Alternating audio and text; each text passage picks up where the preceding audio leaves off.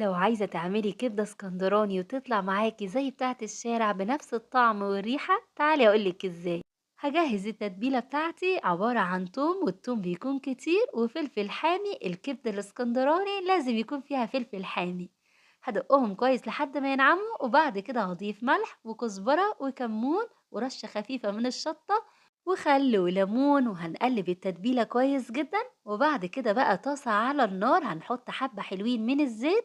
الطاسة تسخن، هننزل بنص التتبيلة، وأول ما تشم ريحة التوم هننزل بالكبدة مرة واحدة. الكبدة ما بتتغسلش وأنا مقطعاها شرايح رفيعة.